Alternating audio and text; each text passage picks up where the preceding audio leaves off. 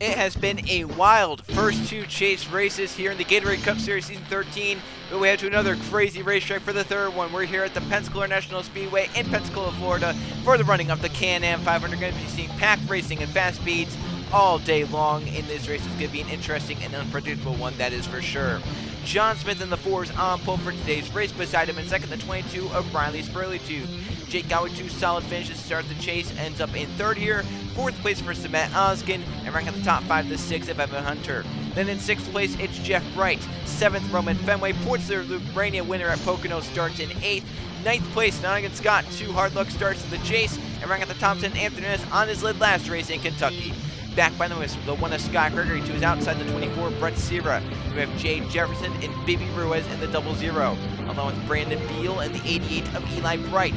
Then there's Sebastian Kukulan and the 34, Diego Yepez, along with the 14, Marshall Burrow, and the 41, Justin Zidell.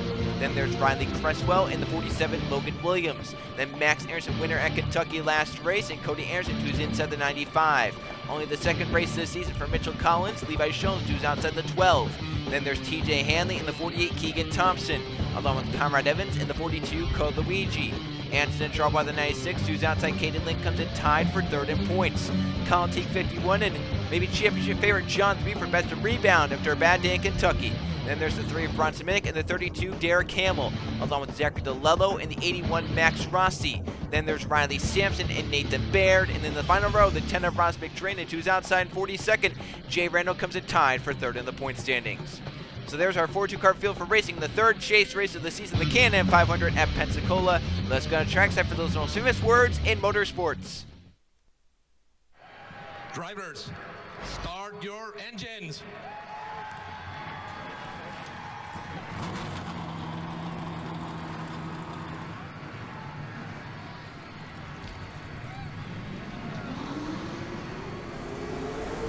'42 engines come to life here in Pensacola, Florida for the third chase race of the season, and with what we've seen so far in this Gatorade Cup Series season, expect the unexpected here today. In the first chase race at Pocono, the front 6 finishers were all chasers.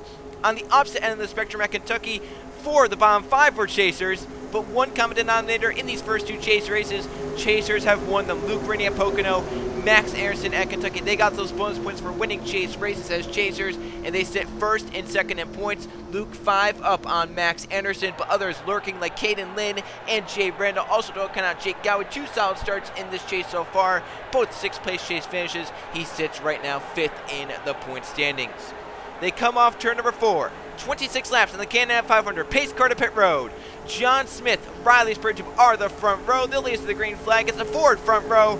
Down to the green flag. It's waving in the wind, and we're underway from Pensacola.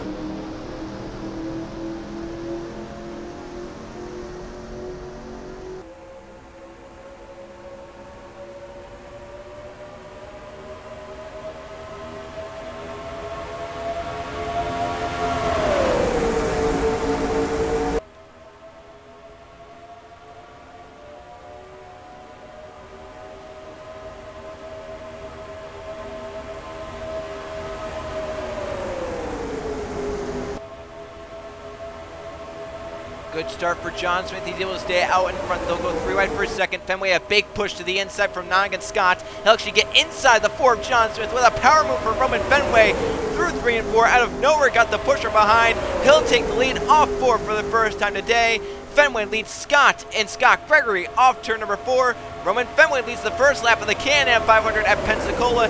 Chaser Nottingham Scott looking for something to go right in this chase so far. He'll look to the inside for the lead to turn 1. Going with them, Scott Gregory and Bibi Ruiz. Last time these two, Nottingham Scott and Scott Gregory, were together on the racetrack, they had a car flip into them.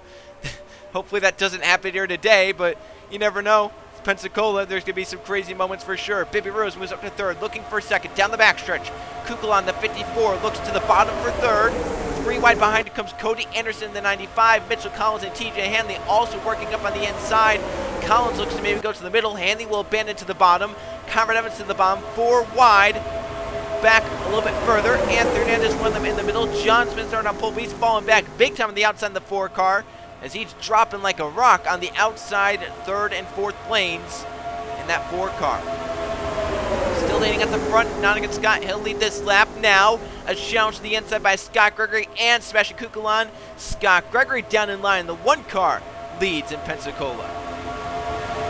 Kukulan, the 54s, up to second. Cody Anderson, 95, moving up with them. Here comes that number 21 of TJ Hanley, the 32 of Derek Campbell, and Cole Luigi on the bottom lane. As they race up the backstretch, Scott Gregory leads. Now Cody Anderson to the inside.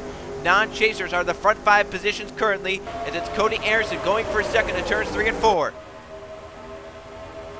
The one of Scott Gregory trying to stay in front. Cody Anderson looking for a way to get by as they battle off turn number 4 for the 3rd time here today. Still the one car leading off Cody Anderson and Derek Campbell. Scott Gregory leads the 3rd lap here in Pensacola. Riley Sampson, 38, comes to the end, has not had a great start to this chase. 2 poor finishes, only 6 points. Our points there has 26. He's already 20 full points behind Luke Brady in the point standings. So Riley Sampson needs something to go right in Pensacola, and a right thing would be a win. So we'll see if Sampson can perform it here at Pensacola. Looking for a second down the backstretch. Going to push from Baird, who advances the bomb for the 77. Nathan Baird for 3rd place. Logan Williams, Levi Shones looking on. Bronson make the 3 as well. And still at the front, Scott Gregory and Derek Hamill. Hamill can't really close down the back of the one car. He doesn't really have the help to do that at the moment. And Scott Gregory able to maintain a nice gap. This time they have a little bit of a runoff forward. We'll see if Hamill takes it. He'll actually stay in line. This could be Nathan Baird the first to move low. And he has help from Logan Williams, Levi Shones, and others as they race off to turn number 1. A big push for Baird on the inside. Gets him beneath Scott Gregory to turn 1. 4 wide behind. Caden Lynn got forced by Samet Oskin. They soared back to 3, a little bit 4 wide back there. Looks like Eli Bright in the middle of it. Roman Fenway as well. Jeff Bright just at the back of this. Jake Galway and Riley Spurgeon just kind of latched onto the pack currently. Not really in a hurry. They're just taking their time. Williams tried to block Shones, but Shones had too big of a run, and Nathan Baird still staying out front. And our 2 chase winners so far, Max Anderson, Luke Grenier on the bottom lane, kind of teamed up there, 43 and 2. Just behind them, 200 cars with Keegan Thompson and Brett Sear look to try and make their way through the field. As Nathan Baird leads this race off turn number 4, he'll lead the 5th lap of the Can-Am 500, but chasers up front, points coming forward. Jay Reno tied for 3rd in points, Max Anderson 2nd in points, Luke Rennie 1st in points. They're all lined up on this inside. 3 chasers come to the front. And then they're bringing 200 cars, 2 Stuart Haas cars. See if Shones can try and get a run onto Nathan Baird here as the race off turn number 2. Has a slight run, but not big enough to make a move, I don't think. We'll see if maybe some momentum from that 53 gets transferred to the 12 to make a little bit of a slingshot run. There he goes. Just that little bit, that 53 getting up just a little bit closer to that 12 of Shones. Made that work right there. And he'll have Max Anderson and Luke Rennie going with them. So now it's Levi Shones out in front in Pensacola. Max Anderson looking for his 2nd Gatorade Cup Series championship. No one has won more than 1. Max Anderson can be the first to win multiple GCS championships this season. He'll look low, looking for his 2nd win of the chase, his 2nd win of the season, his 2nd straight win. Keegan Thompson, his help in the 48. Derek Kimmel back on the inside of the 32, trying to make it work just behind Keegan Thompson and Max Anderson. Here comes that 14 as well. Marsha Burrow looking for some luck. Colin Teague 51, 38 Riley Sampson, 4-car John Smith, our pole series coming back. 4 wide now. Hamill in the middle with Luke Rennie. 3 wide for the lead goes Keegan Thompson in the 48 car. The front of the field packed together big time. Thompson moves out in front. The push from Marsha Burrow. That 17, Roman Fenway, he's getting some nice runs in this draft. That 17 can really suck up well to the car in front of it. It's getting some nice runs here, and that could play big dividends if he's behind the leader, coming to the white flag or coming to the checker flag, getting some nice runs. Keegan Thompson, the 48, leads to turn number 1. 14, Marsha Burrow to his inside, though. Getting more help from Colin Teague, and now Burrow is clear of the 48. Teague will clear in 2nd. Poster John Smith got shuffled out. Lap number 1, back up to 3rd in the 4-car. Took, 7 laps to go from 1st to last to a top 5 spot. They'll go for the lead. Nice move for John Smith. Looking on his teammate Marsha Burrow off to turn 3. That momentum keeping up, but kind of stalls out just a little bit at the end of the backstretch. Handling down middle of 3, side draft to the 51 of Colin Teague. John Smith trying to do the move that got pulled on him on lap number 1. Burrow thinks better of that. Jay Jefferson, the 19, moves up to 3rd, and 4 wide behind comes his teammate Jake Gow, who's in the chase. Galway making these big moves to try and move up the field. Is Eli Brett, the 88, just behind him. See if Eli pushes Galway to try and get to the front. As this field get close, Hamill and Thompson made some contact there. They're able to keep their cars going straight. Meanwhile, two Stewart-Haas Fords lead the way. Galway trying to get up there in third. He'll clear his teammate Jefferson, trying to get a little bit of a draft off these front two to stay clear of the 88 of Eli Brett, the 6 of Evan Hunter. Looks like he'll do just that. Nice front for Galway down the backstretch. And here goes John Smith with a move for the lead. Smith wants to lead his first lap of the day here in Pensacola. Galway looking high with Marshall Burrell, not going low with John Smith. He still has an opportunity to get down. Eli Brett trying to give him that opportunity, but just couldn't do it. Galway wanted to stay up top. Eli will go low with John Smith off 4. Smith trying to lead, but that outside lane pretty forward right now. Burrell getting a nice boost. And Eli's going to leave John Smith, so Marshall Burrell's going to lead the lap and possibly clear by the time they get to turn 1. A nice move for the 14 on the top side. Eli also has a big around the bomb though, but Burrell is clear. Evan Hunter moves Eli Brett aside. Hunter for second. Trying to make it a 4-1-2. Anderson and Charles by a bad day Pocono, but a good day at Kentucky. Looking for another good day here today. He'll come around and next lap will be 10 laps complete. And so far he's up inside the top 5, but getting forced aside by Zachary DeLello, who's had a good few chase races to kick off, but he's not in the chase. Here comes that 9 of Jeff Bright, 4 wide to the bottom. Making some big moves in that Mountain Dew Chevrolet. 5 wide almost behind them as coming to the bottom. Baby Ruiz and Riley Sprinter got a little close there. Could have been some contact made if they didn't sort it out. Racing down the front stretch, DeLello for second. Jeff Bright with him. Jeff Bright 3 wide now in the 9. Had too big of a run. He wanted to take it. Here comes Jay Rando, that 53. As we mentioned, came in tied for third in the point standings. Rando now just behind him. It's Anthony Hernandez, who was the center of controversy after making it 5 wide in the first crash at Kentucky. Hernandez ended up on his lid. And a bad points day for that 13. Jeff Bright for the lead in the 9 car. Hernandez will step out on Jay Randall. They'll be 3 wide for second. Burrell tried to clear it but couldn't. With Hernandez comes the 8 of Conrad Evans. With Evans comes his teammate Bronson Mick in the 3. And then comes Riley Cresswell and Levi Shones and Nonigan Scott and Nathan Baird. Down the front stretch, the battle for third. 2 teammates as Jeff Bright leads Anthony Hernandez, 9 and 13. Cresswell 3 wide to the bottom in the 20. Riley Cresswell looking for third, but Minnick slams the door shut. Now it's 13 and 3, riding behind the 9. Then you have Nonigan Scott moving up inside the top 5, trying to stay up here in the 66. Nathan Baird, Caden Lynn, others. The front of the field gets spread out. Back of the field still 3 and 4 wide action. They'll move low. Synchronized, but too good for Minnick. He'll go low 3 wide to the bottom for the lead. He has the help. Nonigan Scott, Nathan Baird went with him. Hernandez has no help in the middle. Caden Lynn forced out by Cody Anderson. Here comes Ross McTree in the 10, also with the run. But it's Bronson Mick leading the pack off 4.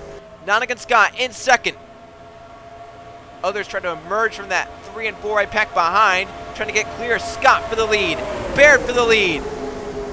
Halfway next time by in the Can-Am 500. So far caution free, but intense battling all throughout this race as Cody Anderson moved to the front of the 95.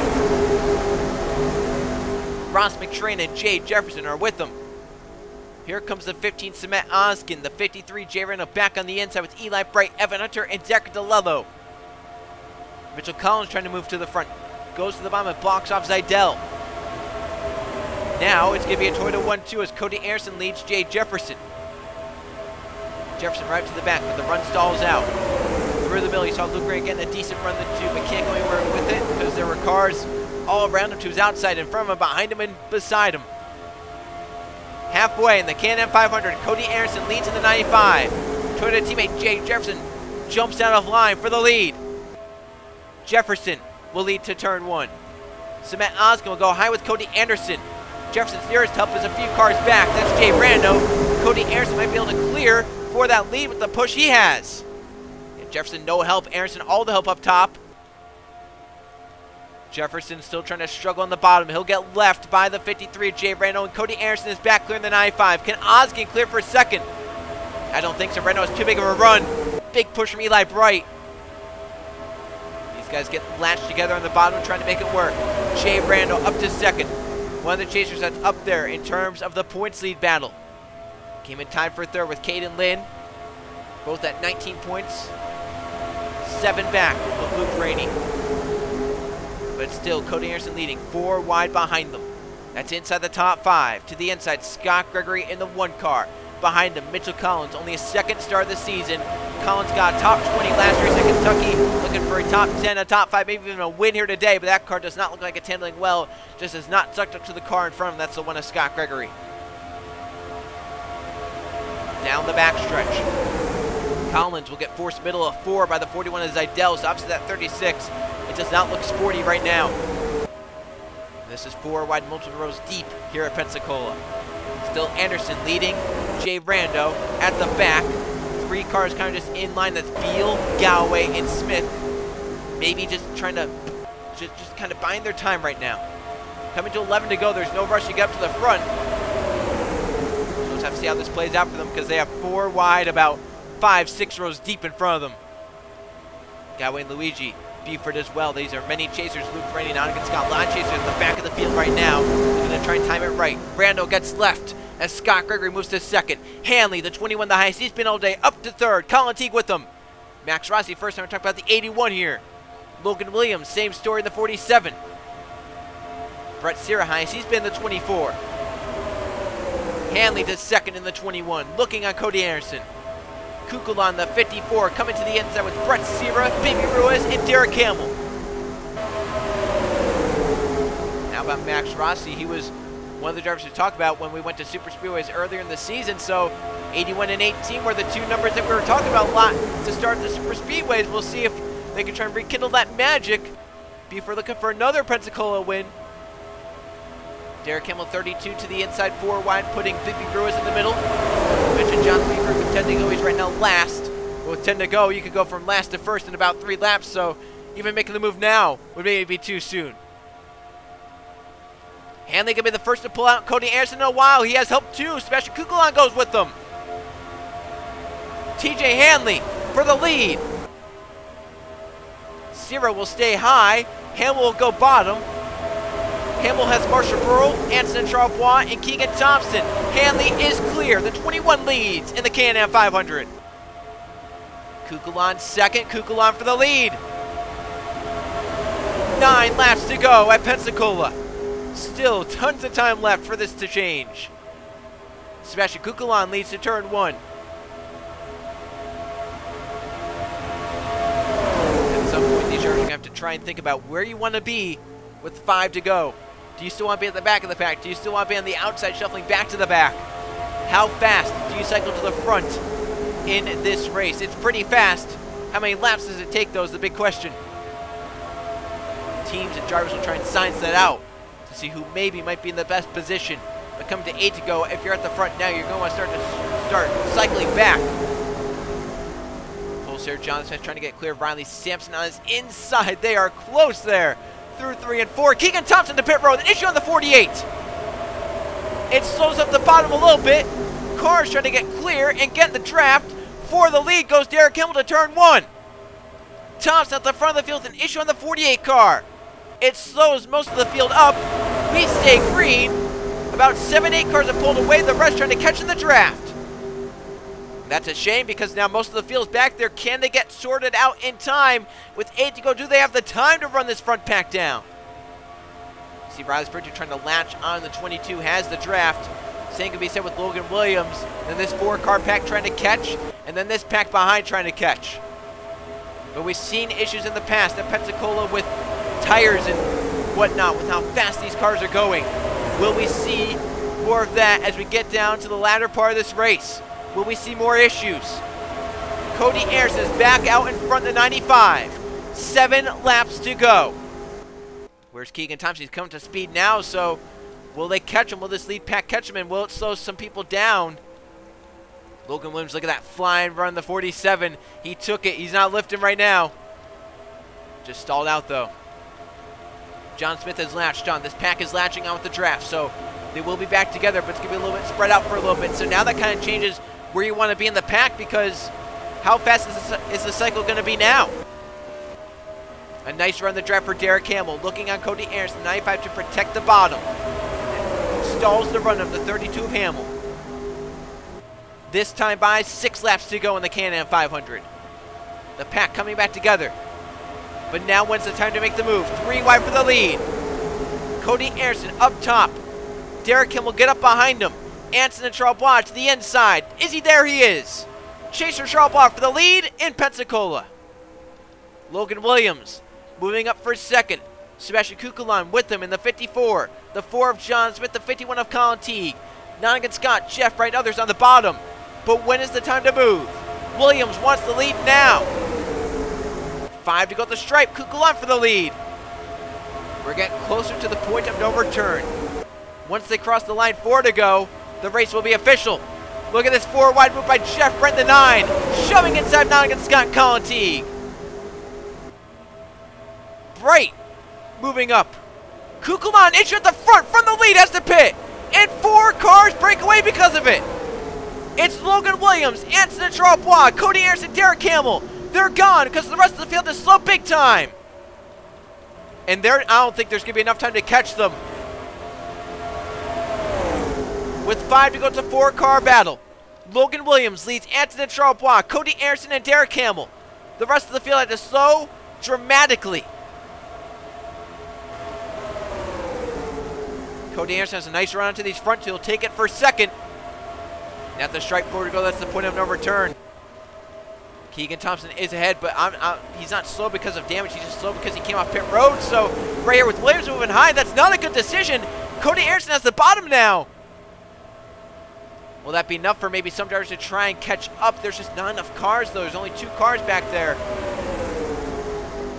Thompson a few laps down the 48. Cody Anderson, 4 to go.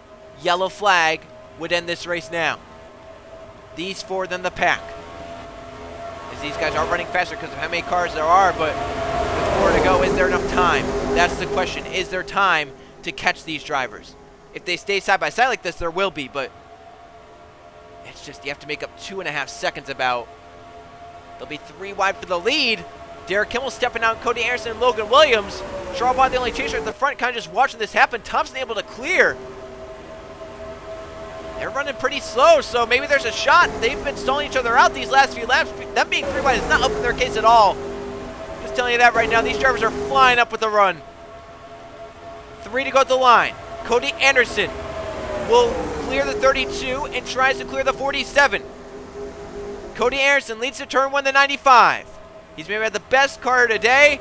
Looking to keep it that way. There's the pack flying by turn 1. There's Kukulan. He's coming off turn 2 now. As this pack looks to stay ahead, but they are closing in. Last lap, about a second faster. But do they have time? 2 to go at the line. I just don't know if they have the time. Anderson trying to put Thompson the lap down, and Will right there. Anderson and Williams, and Hamill and Charles, and then these drivers. They're running faster, but do they have time? 2 to go at the line. I think it's going to be close, but we'll just have to see. They definitely need the front few to keep battling. There you can see them. They're in frame now. 6 miles left, 2 to go. Cody Anderson, Logan Williams, Derek Hamill. 3 lead lap cars. The 4th car in line is a lap car of Keegan Thompson. The 5th car is a lead lap car in Chaser, Anson and Charles. Jeshman wants this race to play out like it is right now. He'd be getting 12 points, the most of any chaser here today. Down the backstretch, Hamill for second. Thompson, the lap car, will kind of foil that plan. Coming to the white flag in the Can-Am 500. How does Sebastian Kukulan play into this? Does he hold anyone up? If he does hold someone up, which of these 4 will win it? Anderson might do the same mistake that got him the lead. Hamill will side draft him. Coming to the white flag. The front 4 are slowed. Can the pack run them down? It's Nonigan Scott with a huge run. Eli Brett as well. They're in the draft at the white flag. Derek Hamill leads. Thompson is a lap car. Then Charles by the next lead lap car on the inside. Scott is in the draft. Can he get by Anson and Charles? He's got a nice run. He might as well take it. Look at the speeds he's running. Down the backstretch. Thompson gonna shuffle Hamill out. Now if that stays like that, can Charles or Scott get the run? Thompson shuffles Hamill to the outside. To the inside comes Chasers, Anson and Charles and Nonigan Scott. Charles to the lead, looking to become the third chaser to win a chase race this season. Off of 4. He'll do it. Antonin Charles wins the Can-Am 500 over Nottingham Scott. What an ending to that one. Antonin Charles, out of nowhere, wins, mostly due to the lap car of Keegan Thompson. Chasers 1, 2, and for the third straight chase race, a chaser wins it and gets those bonus points. A good day for Antonin Charles, good points day. He came in a good ways back, but will definitely gain it. 15 points for him. Luke Rain did not do too well in the 2 car. Let's go see the finish results and how the points look after the third chase race of the season. Here are the finish results from the Can-Am 500 at the Pensacola International Speedway. No caution flags here today in this race, and 16 lead changes, 15 different drivers led here in Pensacola. It was Antonin Charles getting out in front just at the end of this race. Charles wins the Can-Am 500, the third straight chase race where a chaser has won it. Nottingham Scott, another chaser so close to victory lane, has to settle for second place. A good point stay to get him up kind of within range of other people now after 2 really bad starts to the chase. Third place for Cresswell, 4th place for Osgood, and 5th place for Derek Hamill. Zydell Anderson, who led the most laps of 9, has to settle for 7th. Eli Bright, chaser Jay Reynolds, start back in 42nd. Good day for him, good point stays now up into close range of Luke Rain's points lead, and Ross McTrain completes the top 10. So the 2 that started on the last row, they finished inside the top 10.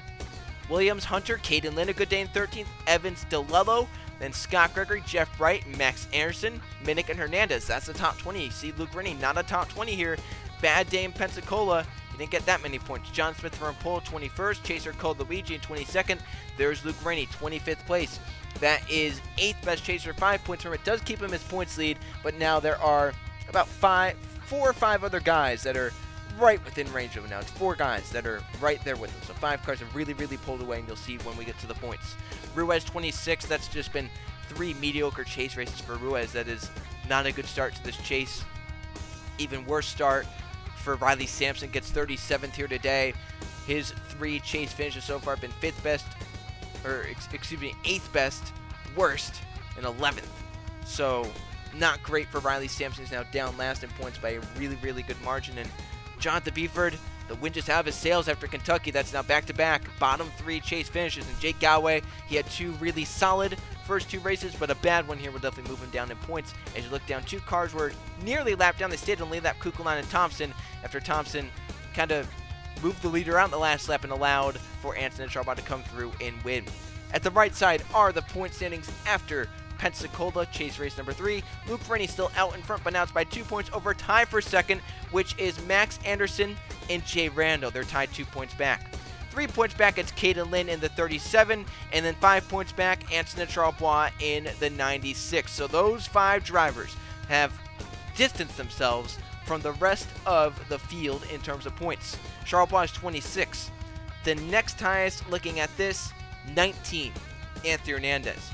And then a 4-way tie with 15, that's Beeford and Scott and Luigi and Galloway. So those front 5, they have a nice gap over the rest of the field, but Anthony Hernandez, one to watch out for. He was really consistent the first half of this season. Kind of fell off the second half, but was still good enough to make the chase as the 4th seed. Is now looking to try and be consistent, to try and move his way back up to get himself back up into championship contention. He's now in the 13, 12 points behind, so he is within a race once again of the points lead. So 3 races in, 30% of the chase is done. 3 chasers have won chase races this season. We'll see if maybe we'll get a 4th at the next race. We're going short track racing at the Richmond Raceway for the Menards 400. I'll see you guys then.